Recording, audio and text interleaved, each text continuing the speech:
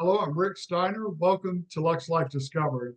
Our guest today is Audrey Guinn with CruiseNReview. So, Audrey, welcome.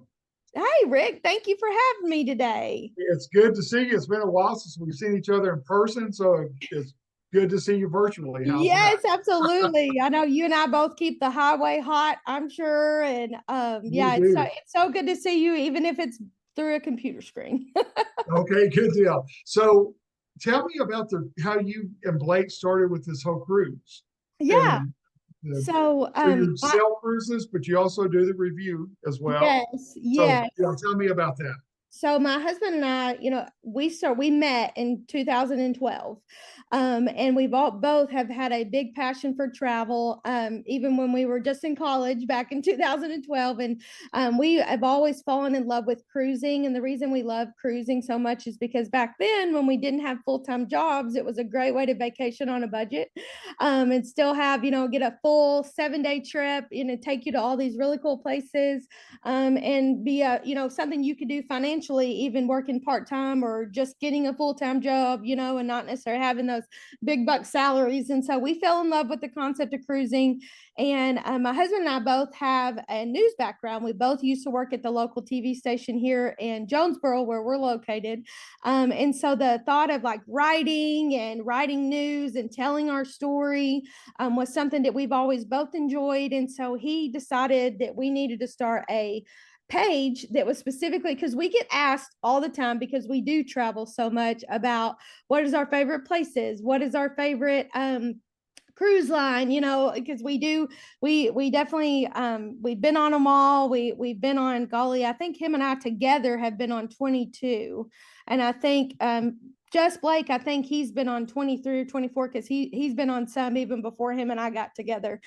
So we started this CruiseNReview page where we were just, like it explains, we were reviewing cruises on the website. And so as we started to do that, we started getting a lot of ask on, what can you help us book that? Can you, we want to do the same thing y'all did. How in the world do we go about that? And so we decided to jump into the travel agency thing. So yes, we are a page that is full of lots of useful travel information, but now we also book travel because it just kind of went along together. And I'll tell you, as somebody that's a frequent traveler, we also get a lot of personal benefits from being the travel agent. And so that definitely has helped us as well, because we've been able to experience some of the other cruise lines through the travel agency, and allowing us to share that knowledge too that we hadn't done before we started all of this. Right. So, okay, for someone like myself, Debbie and I, of all the things we've done in life and since we've been married, we have never been on a cruise.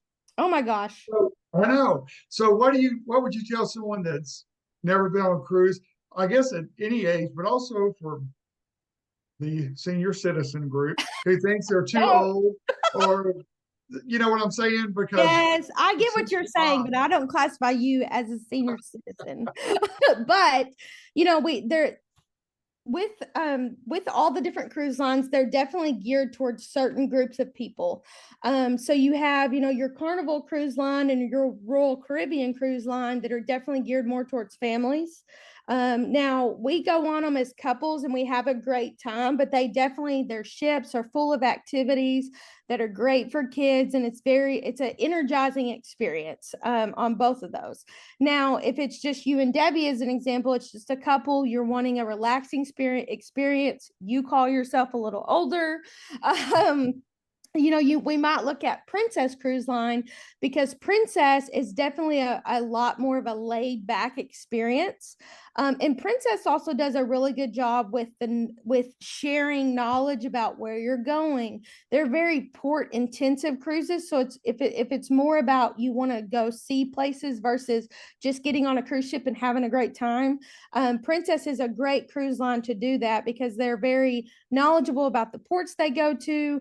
They're on the ship, they have activities that I feel like fit more of the adult age range versus having things for kids like Royal Caribbean and Carnival may have.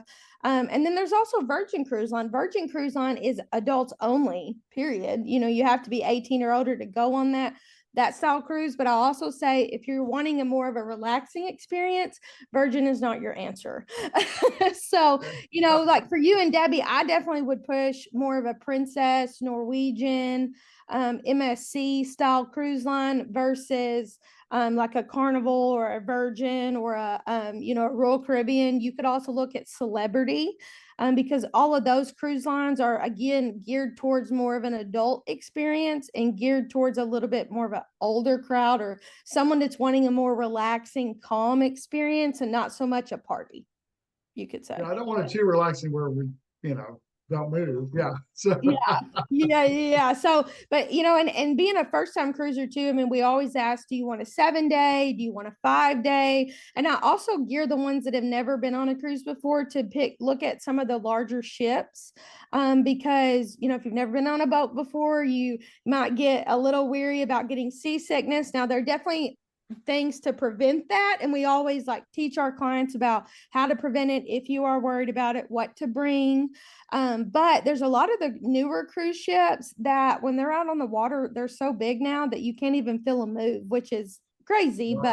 But it's a good time, and it's a great way to vacation on a budget. I mean, if you don't have just a ton of money to spend, it's a great way to know exactly how much you're going to spend. There's no really surprise costs when you go on a cruise, because for a lot of people, we tell them listen, you get on that ship, you don't have to spend a dime once you get on the ship, unless you just want to.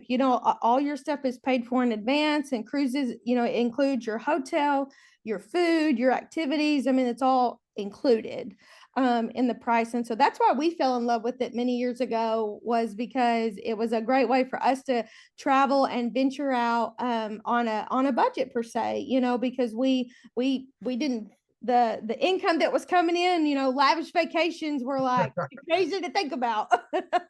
Right. So are people surprised when you say it's a vacation on a budget?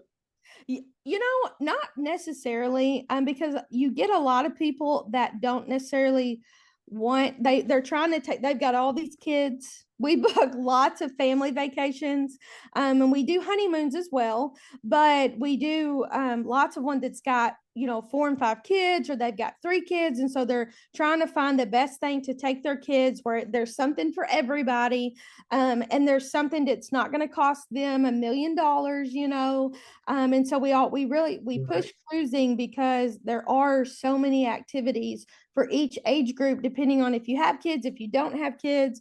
But that they're not necessarily, I think there are some people that are shocked when you tell them, hey, cruises are super affordable, because they think of it as a lavish vacation that nobody can afford. And, you have to teach them there's different types of staterooms, there's different types of ships, the places you're going all affect the cost of the actual vacation. And so you definitely, I'm we can find you a cruise. You just tell me how much money, you're wanting to spend and when you might want to go, and we'll make it happen.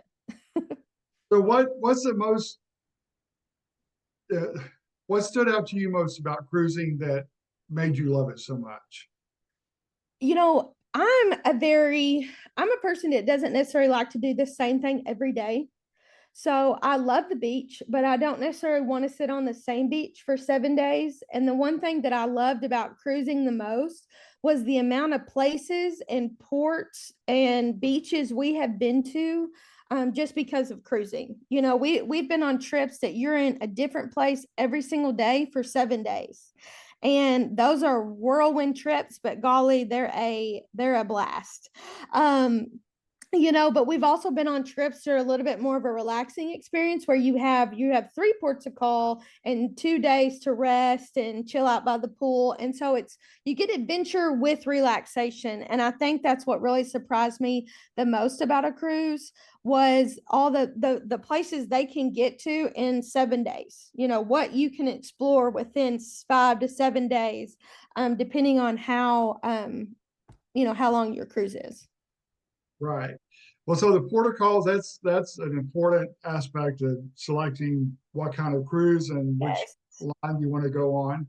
So what is on the ship when you're actually at sea between ports, for people that don't know because it's amazing. They're like floating cities. Yeah. Yes, yeah, because I do get this a lot. Well, I don't want to be stuck on a ship for 7 days.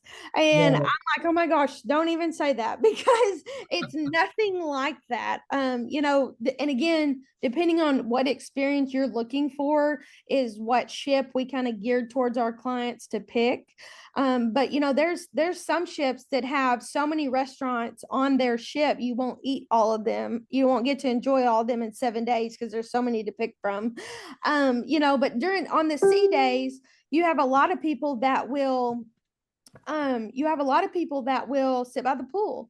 You have a lot of people that will, hang out. They have a stateroom that has a balcony, or they end up on one of the open air parts of the ship, and they like to sit there and read a book. And have lunch. But then also a lot of the ships have shopping. So you can do, some of the Royal Caribbean ships even have like name brand stores like Michael Kors and Coach. And I think one of them even has a Tiffany store, which is pretty crazy. We have not been on that ship yet, but, so there's a lot of For a shopping. reason, Blake Yeah. is aboard that ship. Yeah. There's a reason why we haven't been on that one, I'm sure. That's But, right. and then all of them have casinos, if that's your thing. But also too, each of the cruise lines, because we've been on several now, each of the cruise lines do a great job with scheduling activities throughout the day. So when you have those days at port or days at sea, they have, they have volleyball competitions, they have putt competitions, they have bingo, they have Virgin. When we went on Virgin, they had Deal or No Deal was their thing. So they did that on the sea days, or they had parades that they would do in the middle of the ship that everybody could go watch. And then they also have the production shows on Royal Caribbean, on Virgin, on Princess are incredible. So, go see a show like with Royal Caribbean. They have some of their ships have ice rinks, aqua theaters, and regular stage theaters, and they also offer the Broadway experience. So there you're going to see Broadway style shows like Cats and Hairspray, Mamma Mia. Those are just to name some of them. Grease is on Royal Caribbean, and so those are incredible shows that they do a fantastic job putting on. But those are things you do during a sea day. You also, of course, get some great lunch and dinner somewhere. Just kind of explore the ship, do whatever you want to do. If you want to take a nap, take a nap. If you want to go play in the volleyball competition, go play volleyball, or if you want to hang out by the pool. I mean, there's always live music going on. There is something to do somewhere throughout the whole day. But if you don't do anything, it's because you chose not to do anything. Yes, agreed. And there are people that's just their thing, and that's okay. We went on a cruise back in December. We went on Virgin, and we didn't have the greatest weather. We left out of Miami, and we didn't have the greatest weather, but it was in December. So they had uploaded tons of Christmas movies on your stateroom TV that you could hang out in your room and watch. And we literally got some snacks and went to the room and had our balcony door open so you could watch it rain out in the ocean, and we watched Christmas movies all day. But that's what we wanted to do. We wanted a relaxing thing. But it was so nice because you're also on a cruise, and if you got bored doing that and you wanted to go do something else, you could. That's neat. Yeah. All right, well, definitely not have to do that because, like I said, that's one thing we've never. I don't know. Once the children came on, I don't know what the reason was. We just never did that. So well, hey, that's we'd we love have to to help mark you that guys. off our list. Yeah. I'll definitely come to you. And so that brings up a good point. Why should someone come to you to book a cruise instead of doing it themselves? I mean, I know the answer and you've covered a lot of it, but go ahead. I'll let you. Yeah, absolutely. So when you book with a travel agent, it doesn't cost you as the customer anymore. The price, whether you book it yourself or you book it with me, and sometimes we can even get it cheaper because we have discounts that don't necessarily show up on the actual cruise line websites. But when you book with us, you get the knowledge base, the travel experience that we have with all the other cruise lines, while also being able to be involved in booking your vacation. So you're going to be as involved as you want to be with booking your vacation. But when you use us, we come along with all this knowledge and travel experience when you're going on and doing something you may have never done before. We also are a lifeline while you're on your trip. If you need something while you're gone, if you know some of your documents get messed up and you need a little assistance or you have questions, we're there every step of the way from the time you take off on your vacation to the time you get home. And so that's also nice, a little bit of peace of mind to have. And like I said, it costs you no more to use a travel agent. And so it's like our services are pretty much free.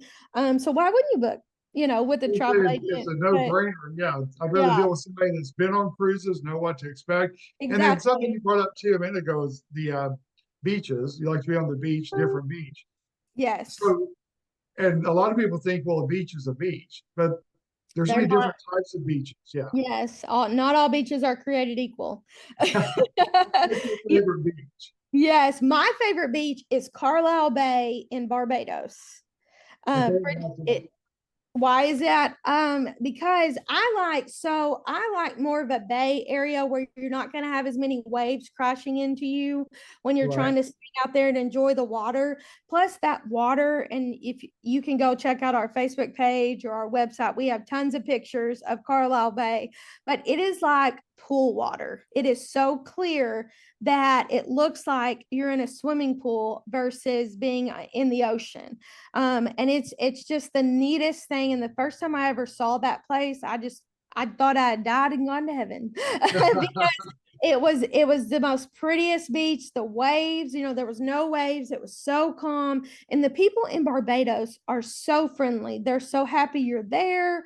They want you to drink the local beer. They want you to eat the local food. They want you to have a great time. And so that's definitely my favorite beach. Now, if Blake was here, he would tell you Friars Beach in Antigua, but kind of the same thing. It's super clear. It's very calm water, but he loves it because it's like an uninhabited beach. So there's no hotels, there's no houses, there's no property on that beach. There's one little restaurant on that beach, but the rest of it is all natural. And it's just, there's Oh, something wow. about how calm and beautiful it is there that makes it, that's his favorite beach. So if he was here, that's what he would say. But so him and I go back and forth on what the best beach is, because I say Carlisle Bay and he says Friars Beach, which is in Antigua. Wow. So also something I was thinking of after we were talking too, lately you've seen on, or I've seen on Instagram, the videos of the people that are at port and the ship's pulling away and they stay too long. Have you ever Yes. had that happen? So To we have not. constantly, yeah. We have not, and luckily, knock on wood, not all of our clients have listened to our advice and they don't miss the ship. So if you go on, there's two different types of people. There's people that want to stay with the cruise line and be super safe, and you do all the short excursions through the cruise line. And when you do a short excursion through the cruise line, they guarantee you to get back to the ship. The ship will wait for you. If your excursion gets behind, like, they will not leave you. That's part of the safety of booking through the cruise line. But if you do decide to go out on your own, which we have, instructed people on how to do this if they want to do this, because a lot of the short excursions through the cruise line, they're just not on the beach long enough for us. And so a lot of times we'll find a beach that we want to go to, hop in a taxi, go to the beach. But our rule, our number one rule, is that we always head back to the ship 2 hours before all aboard. And so if you do that, then you've got plenty of time. If something happens, you've got plenty of time to call that number on the back of your CPAS card. And, we have never had any issues with the ship leaving us, or even potential of missing the ship, because Right. we stick to our rules. And that's the beauty of when you book a trip, you have a travel agent. We've done this, we've gone out on our own. It's completely safe in certain areas. And we just tell you, if all aboard's at 5:30, you need to start heading back to the ship at 3:30, And so if you keep that that in mind, or keep that mindset while you go out. It's perfectly fine. You'll make it back. And they do wait a little bit, but the people, it's always people that aren't paying attention to the time, that aren't, they've decided to go out on their own and they're having troubles getting back. They didn't do their research. And it's very Well, important. If you're going to go out by yourself, you need to do your research. and also we're used to being everything done on time. Like when it says 2:00, it means 2:00. Yes. Well, there's some countries and groups that 2:00, it could be 4. You know what I'm saying? And those cruise lines do not think like that. That you have to think they have about 6,000 people they're trying to get one port to the other. And I promise you, they're not going to let one person hold up 6,000 people. And the other passengers are glad of that. Yeah. Yes. Yeah. But it's a good time watching those people run on. If you're looking for entertainment, head out to the outside decks right before all aboard happens, and you'll see some people. My favorite is when we're in Cozumel and their Senior Frogs is right on the dock that the cruise line docks at, and you'll hear them blow the horn, and you'll see 2 or 3 people get up and start running down the dock, and they've got balloon hats on that somebody made them in Senior Frogs in Cozumel, and they're like, we're coming. And typically they wouldn't enjoy it as much as they could. Yes, as long as they haven't pulled that gangway up, which is the little ladder, the ramp that you get on the ship, as long as they haven't pulled that up, you're safe. But if they have pulled that up, you better quit running, because you ain't gonna make it. That's true. Oh my goodness. So what, like weather-wise, have you been on a cruise where the weather's just been totally miserable? Yes. And really it depends on where you're selling to. So we, when you do like the Southern Caribbean, for instance, the islands are so close together that the weather, and it's typically always 75 sunny, or a little hotter down there. Unless it's like hurricane season, we try to advise to not cruise during hurricane season. During hurricane season, go to Alaska. And and so get away from that. But we have been out in some storms. Like I said, the December cruise, there was a tropical storm that hit Miami in December, and so it was a little nasty getting out of Miami. But once we got out of Miami, the weather did get better. But when it rains, the cruise lines, a lot of times they do try to go around the weather, which is kind of interesting. When you're on the ship, they'll show the map and they'll say, we're going to try to go a little ways to the right versus the left to try to get away from this weather a little bit. Now, I will say we've also been on cruises that go out in the middle of the ocean, like they're not necessarily close to land, because we're trying to get somewhere in a certain amount of time. And the seas did get a little rough when we got away from land and we were out, just kind of out in the middle. We were going from New York. We were going from New York to Bermuda. And the distance between is you're a little bit out in just open water, basically, and the seas did get a little rough there.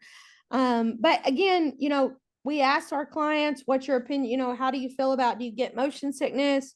Is that a concern for you? Because we try to pick the cruise ship or the cruise line, locations based off of what your answer is to that. If you're trying to get away from the weather, you don't want any bad weather, then Southern Caribbean, you get all your stops are right there together. You won't have as much motion, much ship movement as you might if you're doing a different cruise. Right. Have you done an Alaskan cruise yet? Yes, we did that. We're just talking about hurricanes. So the reason we went to Alaska in 2017, I think it was, we originally booked a Southern Caribbean cruise out of San Juan, and a hurricane was headed right for San Juan the week we were supposed to go on this cruise. So we called Royal Caribbean, and they said, look, we can move you to another cruise. You just tell us what you want to do. And so Blake and I decided to go to Alaska. And we had said forever, we are beach people. We love the beach. Right. And we always said, Alaska, that's going to be cold. We're not going to like it. But boy, was I wrong. I've heard everybody that's been on a cruise to Alaska, it's their favorite cruise. Yes. Which is always surprising. It was incredible. The food was incredible. What we got to do, the things we saw, we saw bears, we saw whales, we saw bald eagles. We flew in a seaplane, which was so neat, because there's lots of parts of Alaska, the only way you can get to them is via seaplane.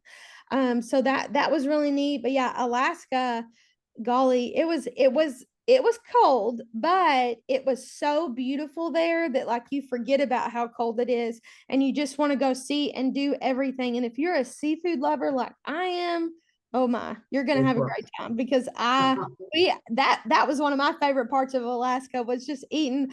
I mean, the crab legs, those king crab legs were as big as your arm, and so we got to enjoy that. And so they would bring fresh fish onto the boat and serve it in the dining room. I mean, it was incredible. We loved Alaska. Well, neat. Thank you so much for being with me today. I've You're had so much welcome. fun. I'm glad this worked out. And so, Yes. You're so, we'll definitely have people contact you. So we'll put your information on the screen. yeah. So that way people know how to reach out to you, whether it's they want to text you or email you. Yep. And Anything. we're on Facebook, Instagram, TikTok. We have all the socials, so you can reach out to us there. Just search Cruise, the letter N Review, on Twitter, Facebook, TikTok, whatever the case may be. And we're about to go on a cruise. So if you want to stay tuned, we're about to do a cruise out of Port Canaveral. And then when we get back, Blake is taking me to Disney. So we're gonna we're gonna have all the details of every place we're going and what we're doing all on our social media. Well, great. Well, thank you again, Audrey, and good to see you, and look forward to seeing you in Jonesboro soon. Yes, thank you, Rick. You're welcome. And that concludes our episode of Luxe Life Discovered. See you soon.